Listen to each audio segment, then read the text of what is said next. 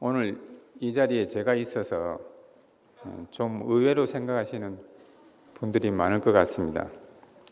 저도 그렇습니다. 우리가 매일 밥을 먹는데 밥만 먹는 게 아니고 때로는 짜장면도 먹고 국수도 먹지 않습니까? 그러니까 오늘은 짜장면 먹는 날이구나, 그렇게 생각하시면 될 것 같습니다. 저는 다른 형제들처럼 본토와 친척을 떠나서 온 적이 없고 목사님 곁에서 살았던 적도 없고 교회에 충성을 들여본 적도 없습니다. 오히려 문제라면 문제가 많았던 사람이죠. 참으로 저에 대해서 말하라고 하면 아무 할 말이 없습니다. 그러나 그렇기 때문에 저를 늘 이끄시는 주님의 손길밖에는, 은혜밖에는 말할 것이 없게 되니까 그것이 감사합니다. 그때마다 주님과 한 운명으로 만나지는 경험을 하게 되기 때문입니다. 질그릇에 보화를 담았다고 할 때는 그릇과 보화가 하나라는 말이죠. 만약 금그릇에다가 보화를 담았으면 보화도 자랑하겠지만 그릇도 자랑하지 않겠습니까? 그릇이 좋으니까 말입니다. 어쩌면 그릇 자랑부터 먼저 하게 될 것입니다. 이것은 그릇과 보화가 따로라는 말 아닙니까?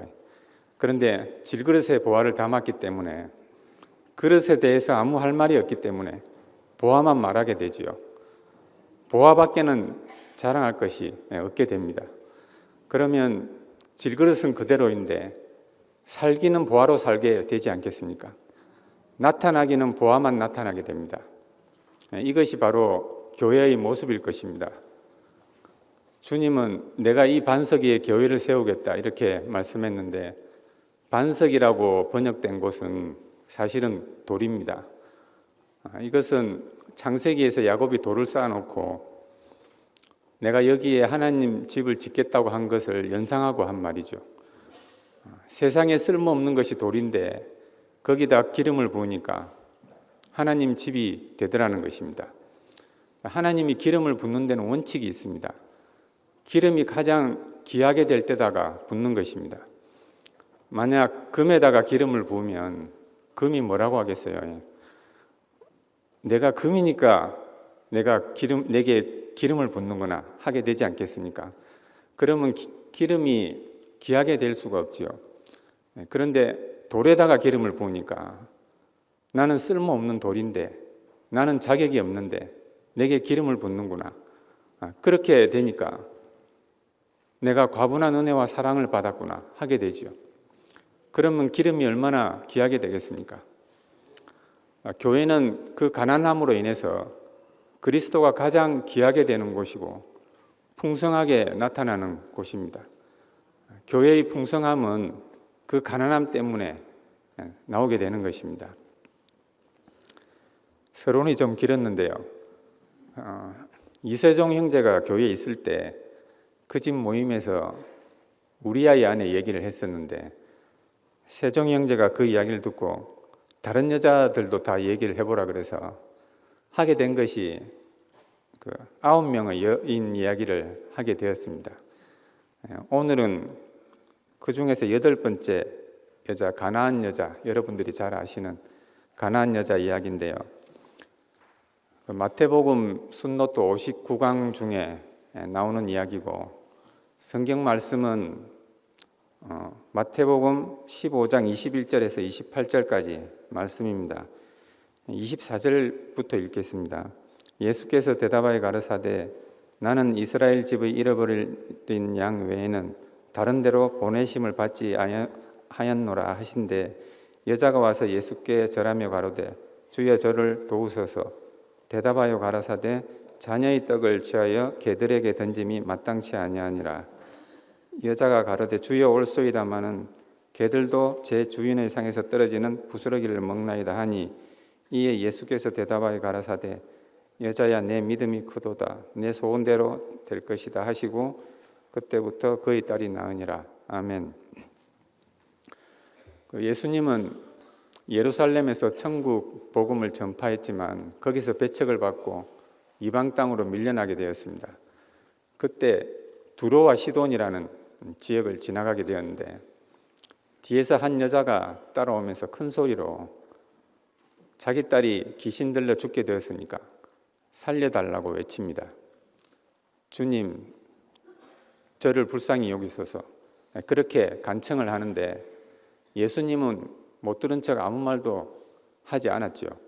이 여자의 말을 묵살한 것입니다.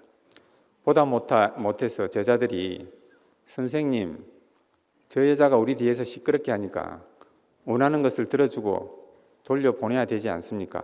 하니까 예수님은 뜻밖으로 나는 이스라엘 집의 잃어버린 양 외에는 보냄을 받지 않았다.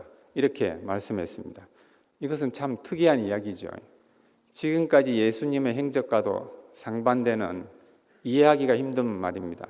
더구나 그때 예수님은 유대 땅에서 밀려나서 이방 땅까지 온 처지니까 그런 상황하고도 맞지 않는 말이라고 할 수 있죠. 물론 하나님 계획이 먼저 유대인을 구원해서 그것을 통해서 전체를 구한다는 것인데 그 예수님의 말씀은 그 계획에 따른 원론적인 대답이라고도 할 수 있죠. 그러나 그렇다고 하더라도 예수님의 말은 이 여자를 아주 멸시하는 말입니다. 너는 이방인이면서 이방인인 주제에 유대인인 내게 은혜를 구하느냐 이런 말일 수가 있는 것입니다. 그런데도 이 여자가 가지 않고 주님 나를 도와주십시오 하고 재차 간청을 하니까 예수님 한술 더 떠서 자녀에게 줄 떡을 개에게 던지겠느냐 그렇게 말씀했습니다. 심지어는 이 여자를 가리켜서 개라고까지 말한 것입니다. 성경에서 개는 부정한 짐승으로 묘사가 되는데 유대인들의 시각에서 볼 때 이방인들은 개와도 같다는 것입니다. 그런 유대인적인 시각을 예수님은 노골적으로 드러낸 것입니다. 그러나 이 여자는 주님 그렇습니다. 그러나 개도 주인의 상에서 떨어지는 부스러기를 먹습니다. 이렇게 말했는데 이 말은 자기가 그렇다는 말이죠. 자, 어떻게 그렇게까지 말할 수가 있었는가? 이것은 아담의 상식 안에는 없는 말입니다. 왜냐하면 아담은 자기를 그런 사람으로 아무것도 아닌 사람으로 인정할 수가 없기 때문입니다. 그것은 자기가 죽는 일이기 때문입니다. 그러니까 살기 위해서가 아니면 그 말을 할 수가 없죠. 이 여자는 지금 다른 문제로 온 것이 아니고 죽고 사는 문제로 온 것입니다. 지금 자기 딸이 귀신 들려 죽게 되었는데 어디서도 딸을 살릴 데가 없는 것입니다. 그러던 중에 예수님이 그 많은 병자들을 고쳤다는 이야기를 들었기 때문에 자기로서는 예수님이 유일한 희망이었죠. 다른 어떤 길도 있지 않았기 때문입니다. 자, 그 절박함이 예수님에 대한 믿음으로 이어지게 되었습니다. 만약에 이 여자에게 다른 길이 남아 있었다면 예수님이 그렇게 말했을 때 돌아섰을 것입니다. 틀림없이 돌아섰을 것입니다. 그 말 듣고 돌아서지 않은 사람이 누가 있겠습니까?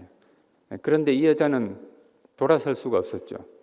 왜냐하면 다른 길이 없었기 때문입니다. 예수밖에는 길이 없었기 때문입니다. 그러나 자기로서는 그를 만나러 유대 땅으로 갈 입장이 아니었죠.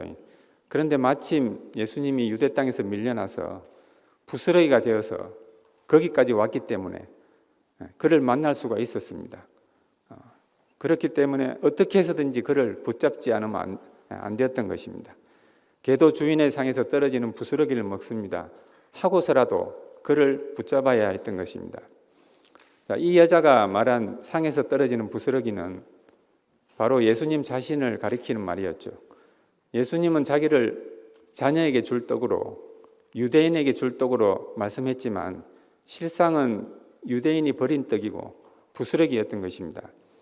그런데 유대인에게 버려진 나사렛 예수가 어떻게 이 여자에게 자기의 구원자로 보였는가? 자기의 절대적인 가난함 때문이죠. 우리가 주님을 어떻게 알아보겠습니까? 주님을 만나도 주님인 줄 알아봐야 내가 영접할 수 있을 거 아닙니까? 그런데 내 지식으로 알아보겠습니까?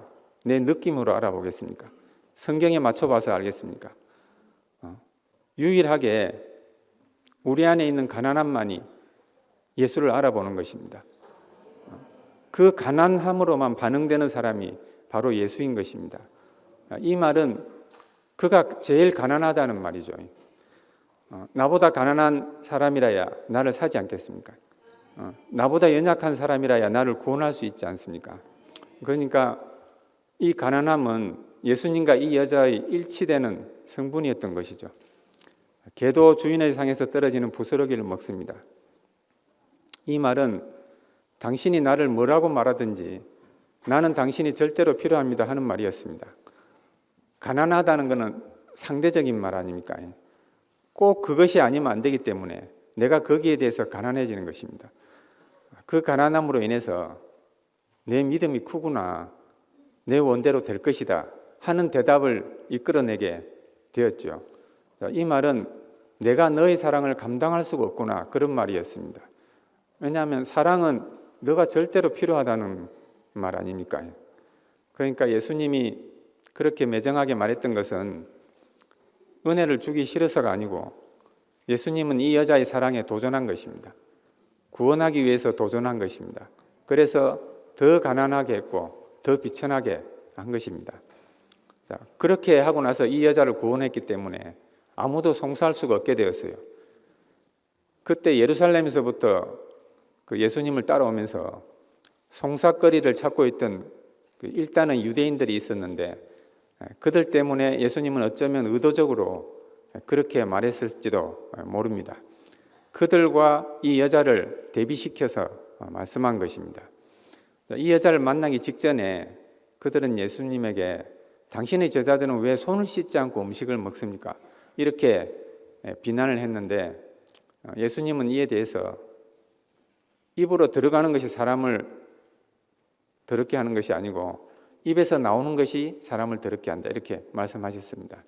자, 입에서 나오는 것, 그 속에서 나오는 것은 타락한 사람의 본성을 말합니다. 그것은 씻어서 깨끗해지는 것이 아니고 고쳐서 깨끗해지는 것이 아니고 생명의 떡이신 그리스도를 먹음으로써 깨끗하게 된다는 것입니다. 그래서 이 여자는 지금 귀신 들린 딸의 문제로 왔지만 예수님은 먹는 문제를 말씀하신 것입니다. 표면적으로 보면 귀신 들린 딸을 살려준 사건이지만 사실은 생명의 표적인 것이죠. 그 성경에서 언급이 되는 여러 가지 질병들은 사람의 위칠 이탈로 인한 인격적인 결함들을 말합니다. 생명이 없는 문제죠. 그 결함들은 그리스도를 생명으로 얻음으로써 치료가 된다는 것입니다. 그러니까 예수님은 지금 자기를 생명을 위한 양식으로 드러내고 있는 것입니다. 예수님 자신은 자녀들을 위한 생명의 떡으로 왔지만 그들에게 버려져서 결국 부스러기가 되어서 이 여자에게까지 왔고 거기서 이 여자의 절대적인 가난함을 만나게 된 것입니다. 그러니까 예수님 말씀의 속뜻은 나는 부스러기인데 유대인에게 버려진 떡인데 그래도 너가 나를 필요로 하냐, 정말로 필요로 하냐 이런 말이었고 이 여자의 말은 그럴지라도 나는 당신이 절대로 필요합니다 그런 말이었습니다. 그래서 너의 믿음이 크구나, 내 원대로 됐으니 돌아가라 그렇게 말씀했는데 그랬으면 됐다는 것입니다. 그 가난함이 보여졌으니까 됐다는 것입니다. 그러니까 이 여자의 가난함을 보라는 것이죠. 누가 이런 여자를 감당할 수 있겠냐는 것입니다. 이런 여자는 하나님도 감당할 수가 없잖아요. 하나님 계획이 유대인을 먼저 구원해서 유대인을 통해서 이방인까지 구원하겠다는 것이라고 해도 하나님은 계획을 바꿔서라도 이런 여자를 먼저 구원하지 않으면 안 되는 것입니다. 왜냐하면 이런 여자를 먼저 구원하지 않으면 하나님이 불의해지거든요. 은혜는 갈급한 자리로 흐를 수밖에 없지 않아요. 이 원칙은 하나님이라도 어쩔 수가 없는 것입니다. 자, 이 일로 인해서 지극히 가난한 자리에, 은혜가 아니면 안 되는 자리에 구원이 임한다는 사실이 보여지게 되었습니다.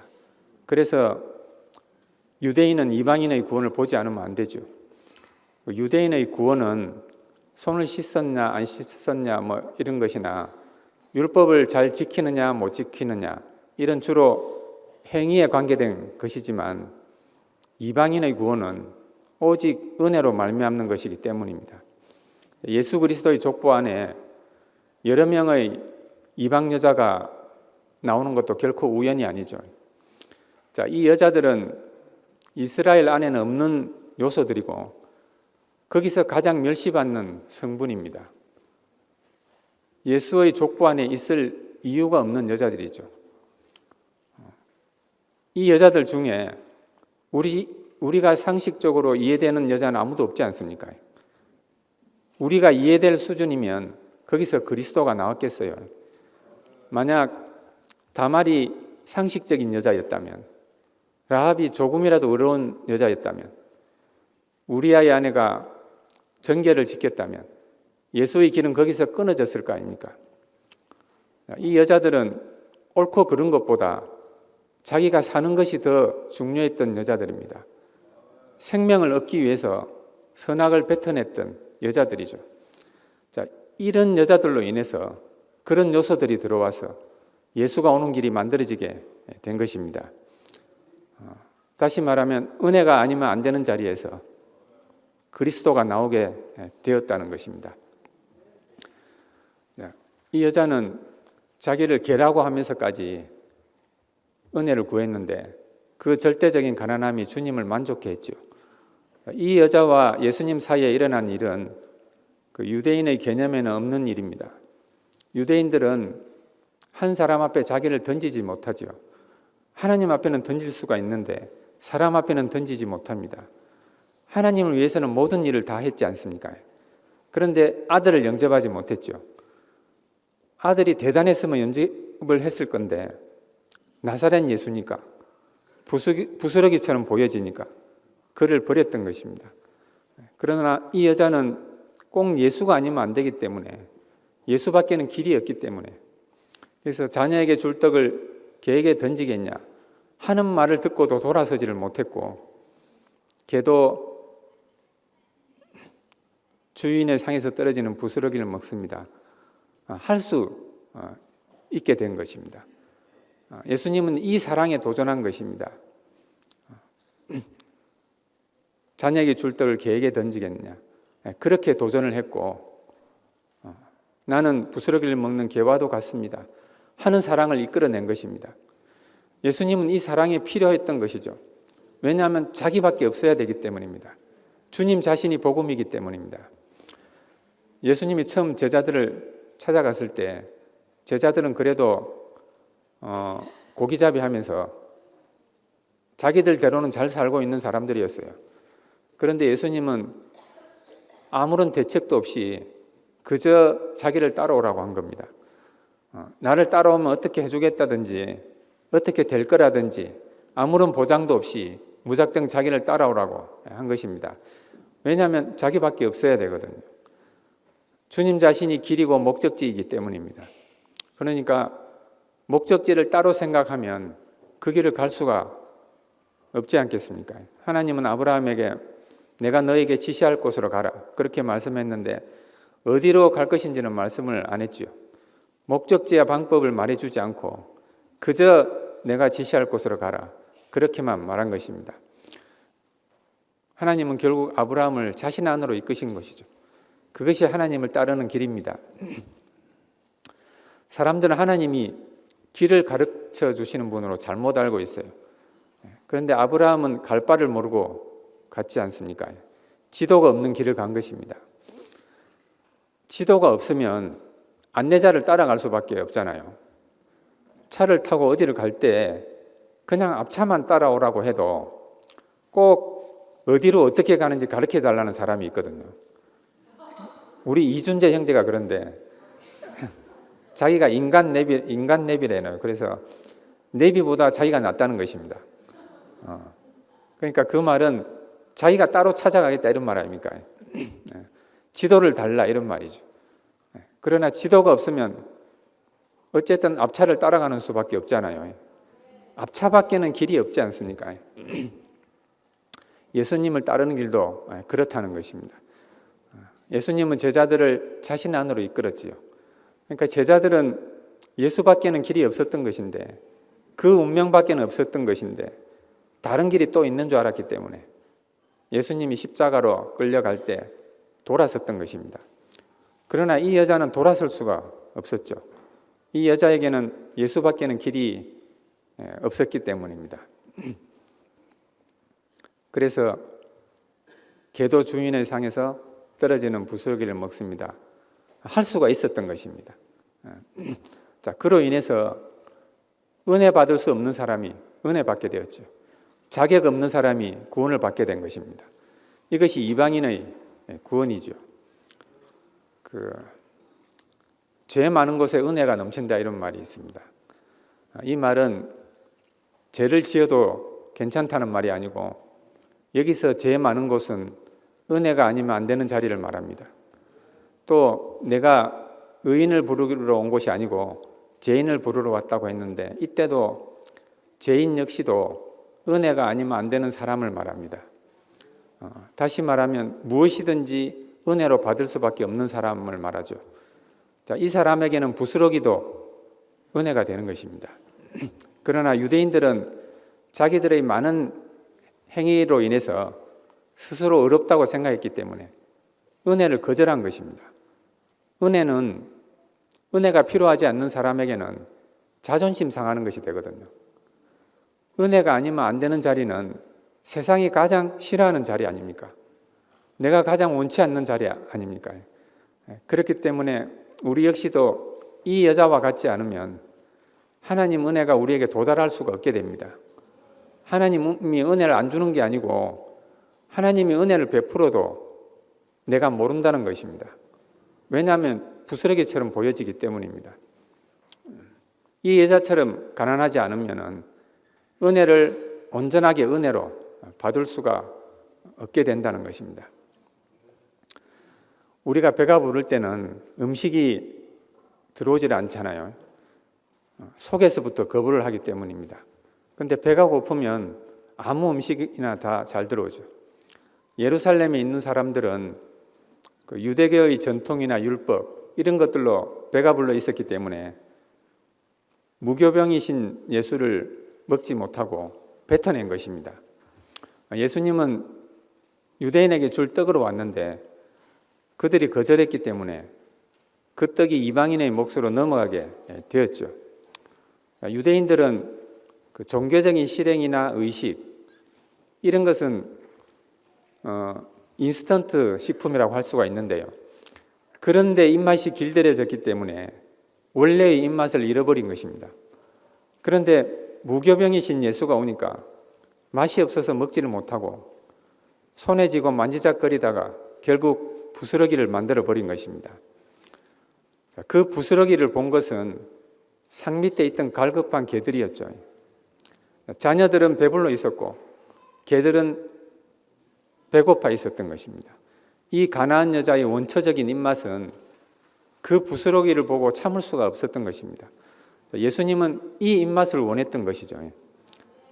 그 입맛을 이끌어내기 위해서 이 여자를 더 배고프게 한 것입니다. 자녀에게 줄 떡을 개에게 던지겠느냐, 그렇게 도전을 해서 완전한 입맛을 이끌어낸 것입니다. 부스러기를 가지고 풍족하게 하신 것입니다.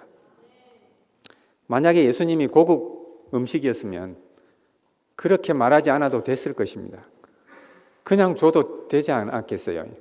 근데 자기가 부스러기니까 그렇게 말할 수밖에 없었죠. 더 배고파야 하기 때문입니다. 예수님이 능력을 행하는 자리에 많은 사람들이 따라왔지만 배가 불러 있었기 때문에 그분 자신을 먹을 수가 없었어요. 예수님이 오병이어로 5,000명을 먹게 하니까 이 사람들은 모세는 40년 동안 양식을 줬는데 당신은 우리에게 무엇을 또 주겠습니까? 그렇게 말했는데 이 말은 더 확실한 이적을 보여달라는 것이죠. 그런데 예수님은 내가 생명의 떡인데 여러분의 조상은 광야에서 만나를 먹고도 죽었지만 이 떡을 먹는 자는 영생할 것입니다. 그렇게 말씀했어요. 그런데 사람들은 그 말을 듣고도 다 가버렸던 것입니다. 여전히 배불러 있었기 때문이죠. 그러니까 예수님은 이 여자와의 일을 통해서 지금 자기를 부스러기로, 그러나 우리를 풍성케 하는 양식으로, 영생하도록 하는 양식으로 보여주고 있는 것입니다. 하나님 백성을 위한 양식으로 왔지만 그들에게 버려졌기 때문에 결국 이 여자에게까지 오게 된 것입니다. 부스러기가 되어서 온 것입니다. 부스러기가 되지 않으면 개들이 먹을 수가 없기 때문입니다. 만약 유대인들이 그를 영접했더라면 그러면 그 떡은 이방인들의 차지가 되지 못했을 것이고 이 여자와 만나지 못했을 거 아니겠어요. 예수님도 어쩔 수 없이 이 여자에게 찾아온 겁니다. 물론 이 여자가 찾아왔지만 어쩌면 예수님이 먼저 찾아간 것인지도 모르죠. 왜냐하면 이런 여자가 아니면 자기를 영접하지 않기 때문입니다. 자기를 사지를 않기 때문입니다. 예수님이 하신 말씀은 알고 보면 전부 자기를 사라는 말이었어요.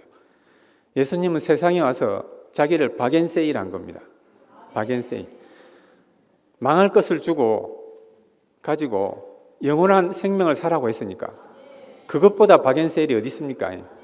그런데 사람들은 아무도 그를 사지 않았다는 것입니다. 아무도 그를 귀하게 여기지 않았다는 것입니다. 왜냐하면 부스러기처럼 보이기 때문입니다.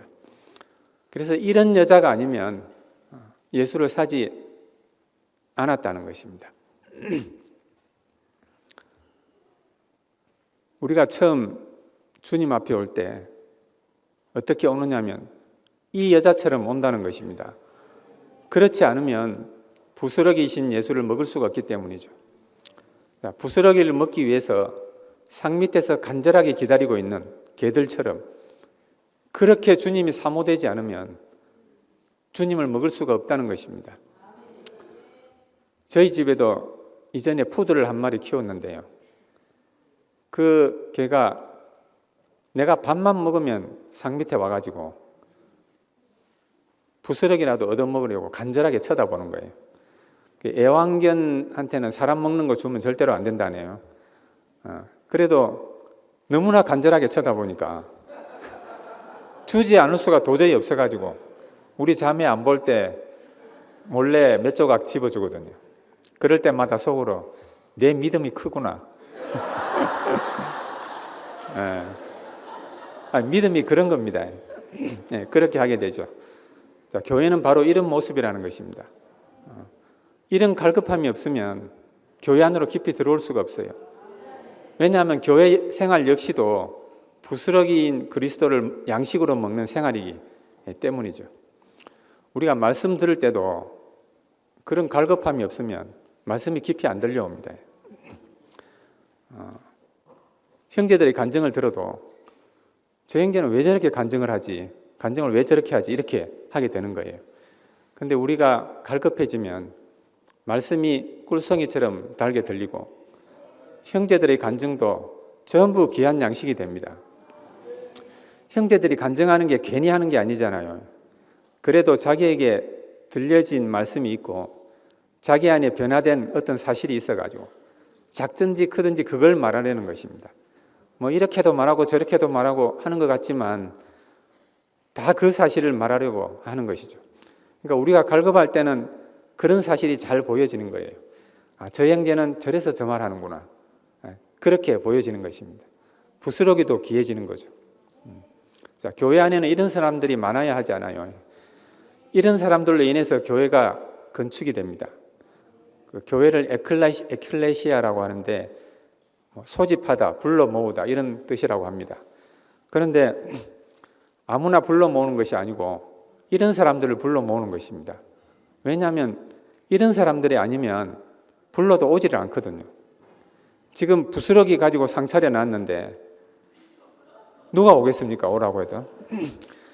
천국 잔치를 배설해 놨는데 초대받은 사람이 아무도 오지 않았다는 것입니다. 그래서 왜냐하면 그 잔치가 별로 먹을 것이 없는 시시한 잔치였다는 것을 알 수가 있죠. 만약에 그 잔치가 의리의리한 잔치 같았으면 왜 안 왔겠어요? 다른 일은 다 연기하고서라도 오지 않았겠습니까? 그런데 자기들이 볼 때 시시한 잔치니까 오지 않았다는 것입니다. 그런데 배고픈 사람들에게는 풍성한 잔치가 되더라는 것입니다. 자, 길 어귀에서 놀고 있는 사람들을 데리고 오고 또 거지들을 데리고 오니까 너무나 풍성한 잔치가 되더라는 것입니다. 자, 길에서 놀고 있는 사람들이 어떤 사람들입니까? 할 일이 없으니까 아무 일이나 시켜주면 할 사람들 아닙니까? 또 거지들은 어떤 사람입니까? 배고프니까 주는 대로 받아 먹을 사람들 아닙니까? 거지가 음식 가리면 거지 노릇 못 하거든요. 자, 이런 사람들이라야 천국을 침노하더라는 것입니다. 천국은 침노를 당하나니 침노하는 자가 빼앗을 것이다. 왜 그렇게 말합니까? 아무도 침노를 안 한다는 것입니다. 그래서 제발 침노하라고 그렇게 말한 것입니다. 결국 은혜가 아니면 안 되는 자에게라야, 예수밖에는 길이 없는 자에게라야 천국은 침노를 당하더라는 것입니다. 이 여자의 사건 다음에 칠병이의 사건이 연이어서 나옵니다. 떡 7개와 물고기 2마리로 4,000명이 먹고 7강줄이 가득히 남았다는 사건인데 마태가 의도적으로 그렇게 배열해 놓은 것이죠.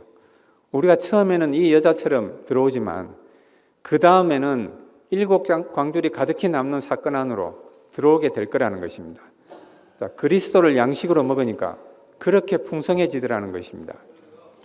어떻게 떡 몇 개와 물고기 몇 마리로 5,000명이 먹고 또 4,000명이 먹고 그렇게 가득히 남을 수가 있는가? 그것이 그리스도이기 때문입니다. 그리스도는 내놓을수록 나눌수록 더 풍성해지지 않습니까? 그러니까 이것은 인격 안에서만 경험되는 사건이죠. 우리 교회 안에서는 종종 그런 사건이 일어나잖아요. 부스러기 같은 것을 내놨는데, 상한 심령을 내놨는데 온 교회가 그로 인해서 풍성해지게 되는 것을 늘 경험하지 않습니까? 대단한 것을 내놓으면 그렇게 안 되거든요. 대단한 것은 나눌 수가 없거든요. 모두가 먹을 수가 없기 때문입니다. 부스러기라야, 오병이어라야 5,000명이 먹고 남을 수가 있는 것입니다.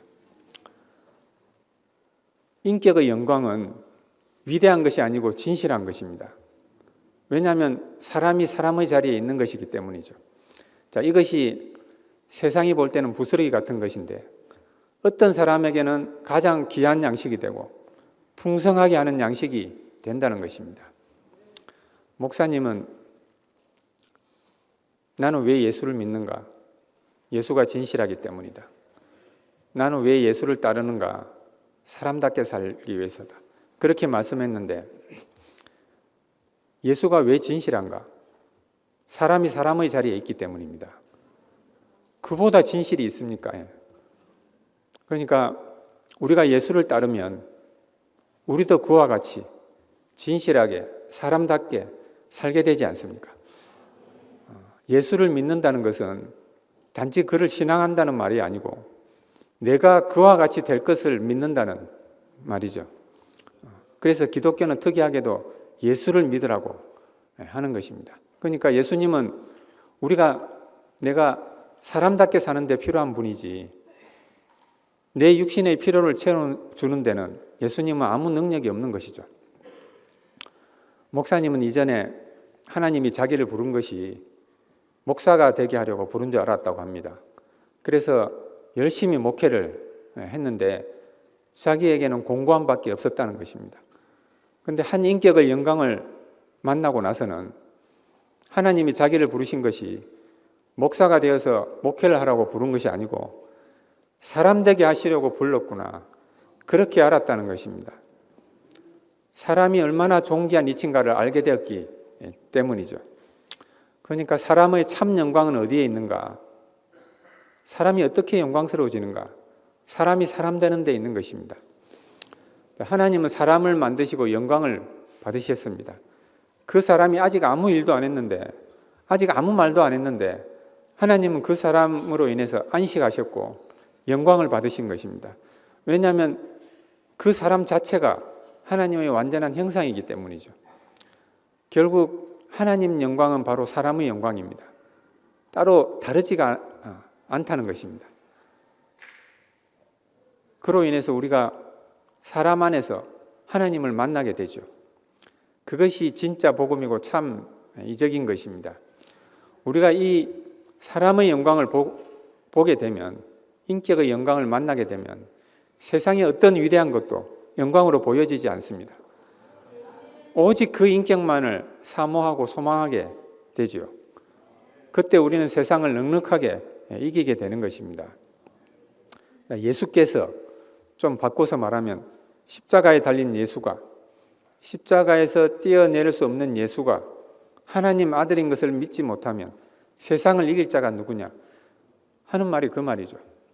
자, 우리가 예수님과 하나로 발견되기가 어려운 것은 예수님을 굉장한 분으로 알기 때문입니다. 십자가에서 떼어낼 수 있는 분으로 알기 때문입니다. 십자가에서 떼어낼 수 없는 분으로 알아야, 나보다 연약한 분인 줄 알아야 나와 하나로 발견되기가 쉬울 것입니다. 자, 십자가는 하나님이 정해준 인생의 자리를 말하지 않습니까? 그러니까 거기 매달려 있는 사람은 다른 사람이 아니고 바로 우리 자신인 것입니다. 예수를 참으로 아는 것은 그분 속에서 우리 자신이 발견되기까지 아는 것을 말합니다. 그때 우리가 그분 자신을 먹을 수가 있게 되죠. 우리는 부스러기신 그리스도를 양식으로 먹음으로써 너무나 풍성한 사람이 되게 됩니다. 가난한 것 같은데, 아무것도 아닌 것 같은데 많은 사람들을 풍성하게 하고 살리는 사람이 되게 되죠. 그러니까 우리는 세상이 모르는 풍요를 가지고 있는 것입니다. 배부른 사람은 죽었다 깨어나도 모르는 풍요를 우리는 가지고 있습니다. 세상이 버렸기 때문에 우리 차지가 된 거죠. 세상이 원했으면 우리 차지가 됐겠어요. 우리는 그런 사람이 못 되지 않습니까? 그래서 천국은 마치 밭에 묻힌 보화와 같다, 그렇게 말했는데, 이 말은 드러난 보화가 아니고 감추어진 보화란 뜻이죠. 자, 어떤 농부가 밭을 갈다가 소작농이었겠죠. 보화를 발견하고 자기 모든 것을 팔아서 밭을 샀다는 것입니다. 그런데 소작농이 모든 것을 팔아봤자 얼마나 되겠습니까? 팔아서 돈이 됐으면 진작 팔았겠죠. 그러니까 이 말은 거의 헐값에 샀다, 그런 말 아니겠어요? 다시 말하면 아무도 그 밭을 귀하게 여기지 않았다는 것입니다. 자, 이 말을 자세히 들어보면 밭이 바로 보화란 말 아닙니까? 주님 자신이 보화라는 말 아닙니까? 그런데 아무도 그를 보화로 여기지 않았다는 것입니다. 사람들은 주님으로 인해서 무엇을 얻기를 원하지 주님 자신을 얻기를 원하지가 않는다는 것입니다. 그래서 천국은 감춰지게 되고 천국으로 가는 것은 길은 사람들이 찾지 않는 길이 된 것입니다. 그런데 우리에게 그 밭이 보화로 보여지게 된 겁니다. 주님 자신이 보화라는 사실을 우리가 알게 된 것입니다. 우리가 똑똑해서가 아니고 주님이 우리를 가난하게 했기 때문이죠. 그래서 우리가 모든 것을 팔아서 그 밭을 산 거 아니겠어요?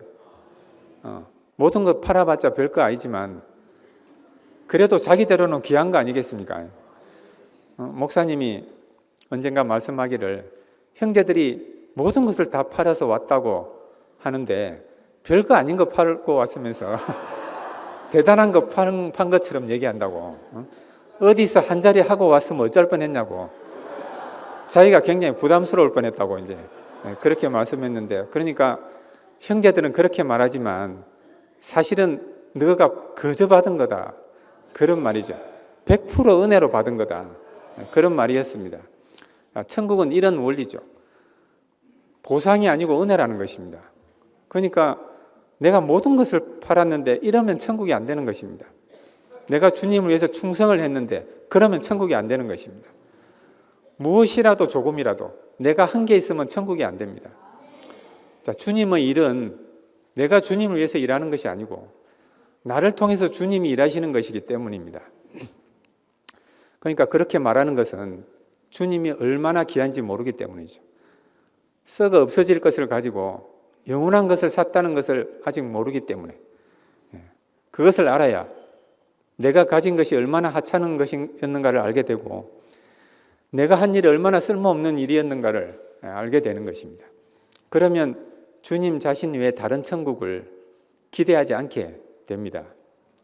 결국 천국은 주님을 생명으로 얻고 누리는 상태입니다. 천국이나 구원이나 영생이 따로 있는 것이 아니고 예수를 만났을 때, 예수를 양식으로 먹었을 때 우리 안에서 경험되어지는 어떤 상태인 것입니다.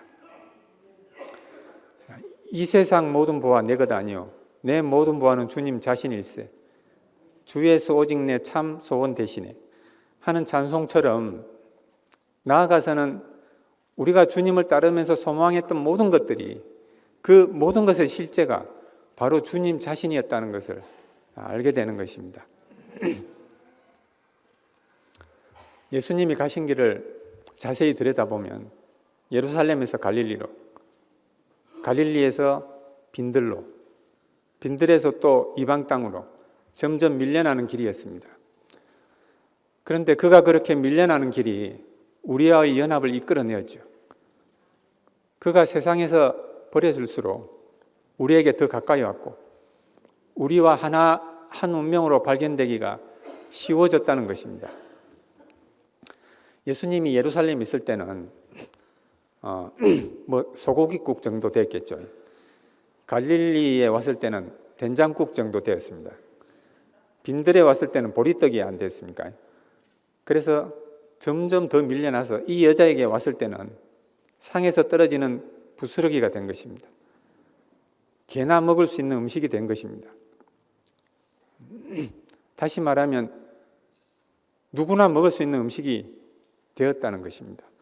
자, 우리가 주님과 하나로 만나지는 자리는 항상 그 자리입니다.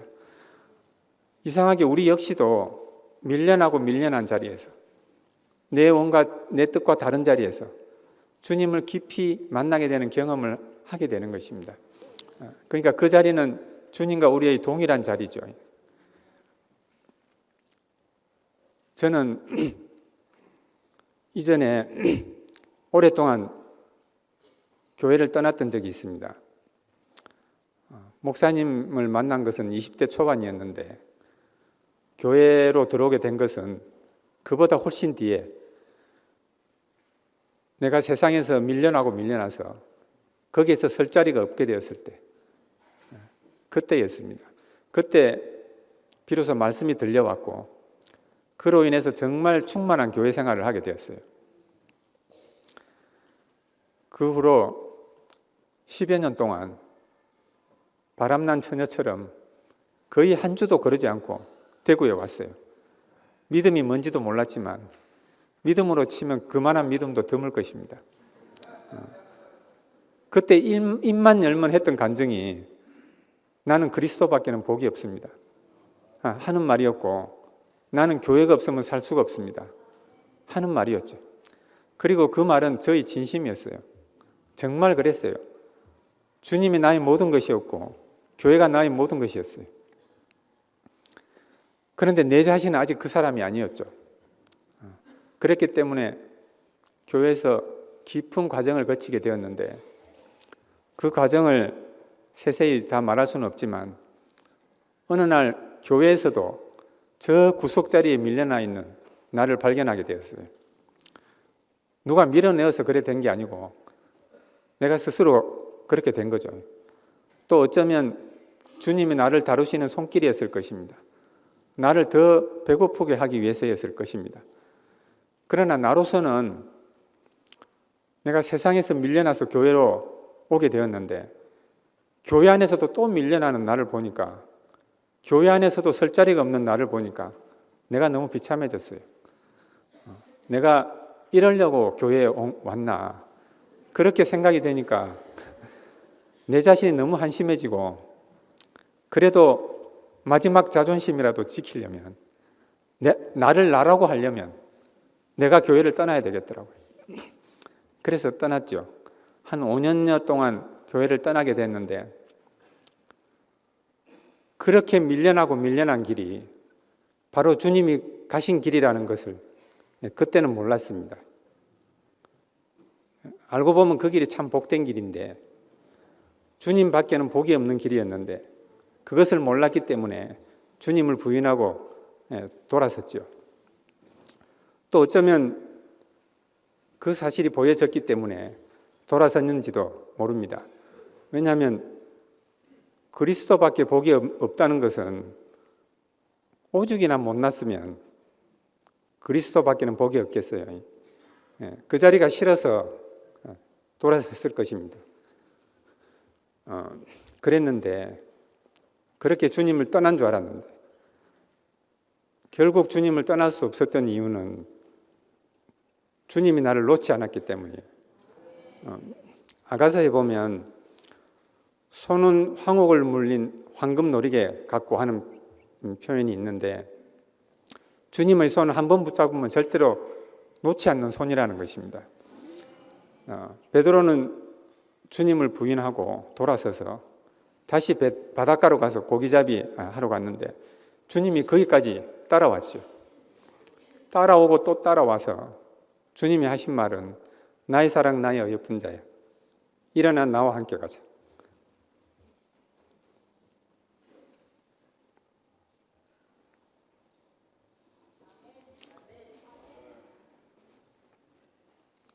하는 말씀이었습니다.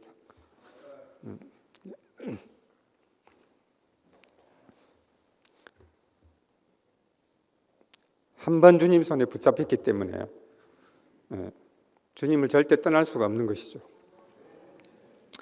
왜냐하면 손이 황옥을 물린 황금 노리개 같기 때문입니다. 그런 과정을 거쳐가지고 교회로 다시 오게 되었을 때 구체적으로는 홍원선 형님의 손길을 따라서 이제 돌아오게 되었는데 그때 이제는 그리스도밖에는 복이 없다고 말할 수가 없게 되었어요. 나는 교회가 없으면 살 수가 없다고 말할 수가 없고 형제들이 아니면 살 수가 없다고 그것도 말할 수가 없고 내가 이런 사람이라고 그것도 말할 수가 없는 나에 대해서 아무 할 말 없는 자리에 있게 되었어요. 그런데 그때 비로소 나는 그리스도밖에는 복이 없는 사람이었어요. 그래서 그 후로는 그 말을 한 번도 안 한 것 같아요.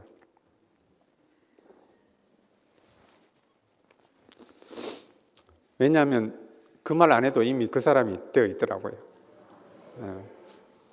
죽은 자는 말이 없잖아요. 그 자리에서 주님을 깊이 한 자리에서 만나게 되는 경험을 하게 되었죠.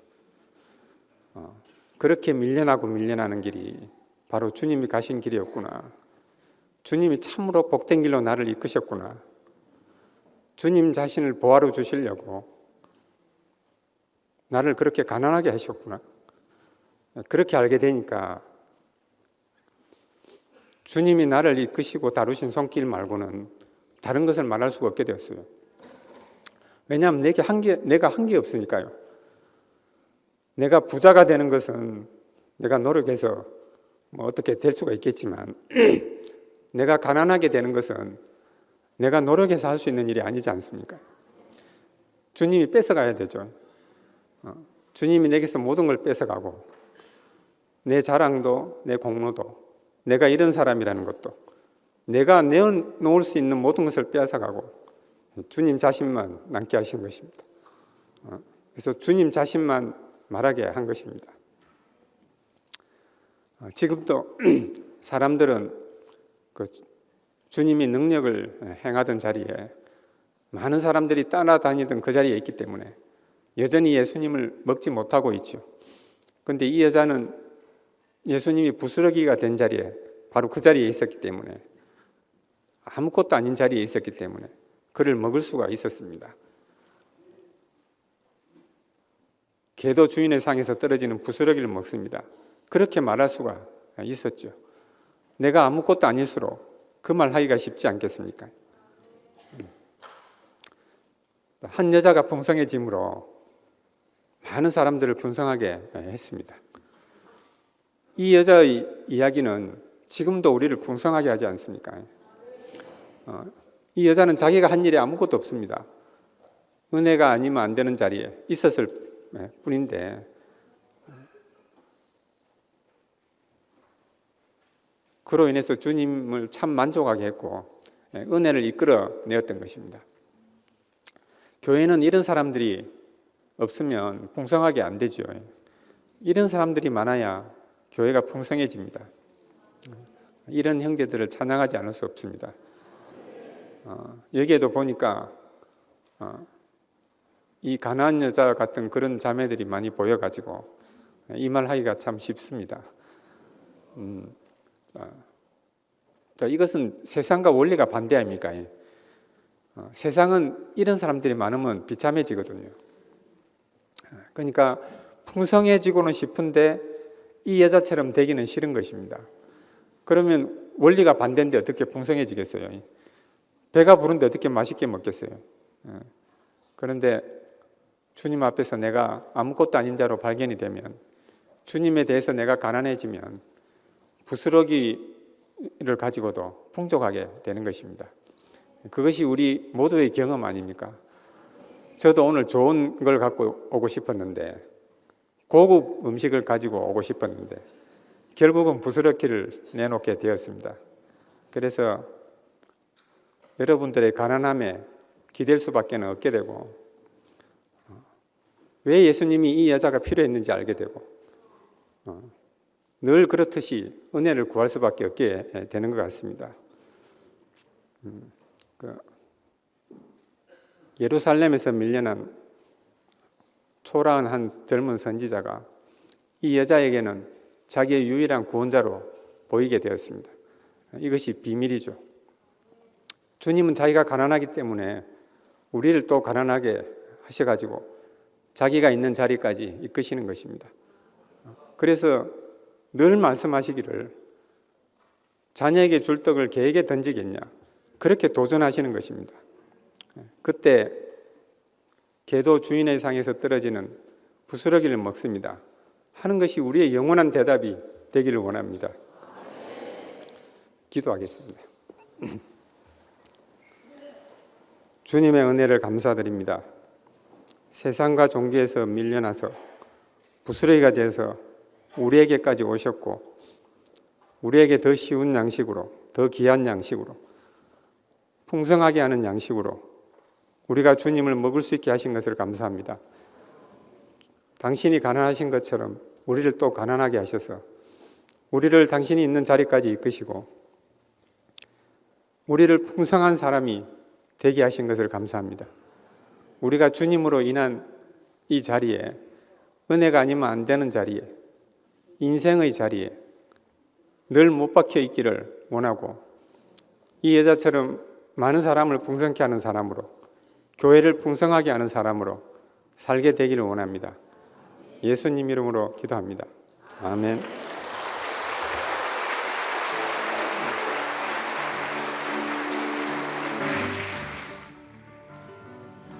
마른 땅에서 솟아난 연한 순 같은 주 예수 나의 소망이요, 형체도 모양도 없어서 흠모할 것 없는 주 예수 나의 위로자여, 당신이 있는 곳에 나도 있고 당신의 위로가 있으므로 나는 부를 수 있어요. 주여 세상의 영화로 주께 전혀 없을지라도 나는 당신을 따를 수밖에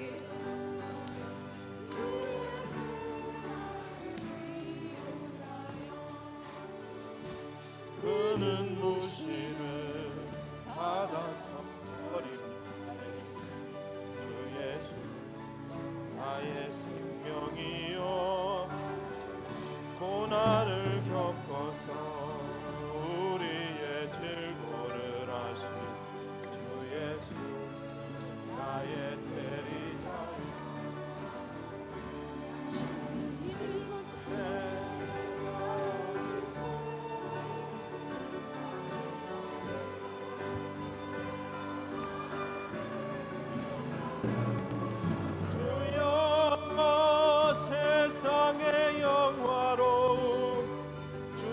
전혀 없을지라도